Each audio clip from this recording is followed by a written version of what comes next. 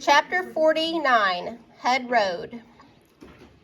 That summer is one of the hottest anyone can remember. Uncle Weldon buys a big wooden swing that we paint green before hanging it on the front porch. We sit on it every evening while we wait for the air to cool. Uncle Weldon rocking us lazily back and forth, his foot pushing off from the geranium pot. We sit on the swing most mornings too, even weekday mornings before we leave for Uncle Weldon's day at work and my day at a program called Summertime Academy, where I meet other kids with the official diagnosis of high-functioning autism. One Sunday morning, we're on the swing and I'm looking across a dusty golden field and through some trees to the road that, if you follow it for 2.3 miles, would lead to HUD. Uncle Weldon and I visited my old house, several days ago. We looked through the windows at the empty rooms. Uncle Weldon ran his hand thoughtfully over the foreclosure notice tacked to the front door.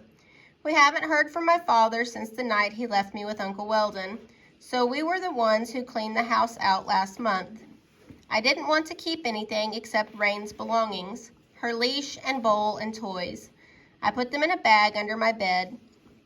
We were just swinging quietly on this Sunday when Uncle Weldon says to me, "When should we visit Happy Tales again?"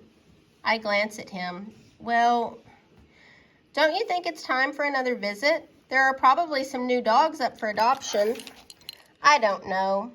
Come on, Uncle Weldon smiles at me. Just another look, a little peek. Wouldn't it be nice to sit out here with a dog between us? A dog on a swing? Now I smile. Maybe we can go next weekend. Uncle Weldon holds out his hand and I shake it. We have made a deal. I thought of a new homonym last night, I say. It's a good one. Wade and Wade. That is a good one, my uncle agrees.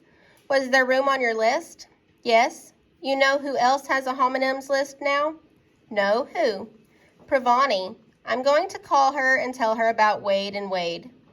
Uncle Weldon brings the swing to a stop and we cross our fingers and touch our hearts.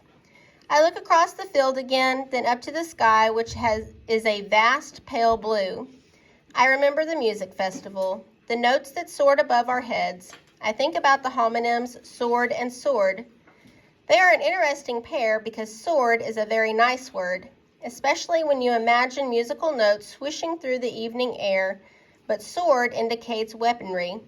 So that isn't a nice word at all. That's one of the many things I like about homonyms. Most of them seem unrelated, some seem to be opposites, like sword and sword, but a few make lovely connections if you're open to changing your perspective when you think about them.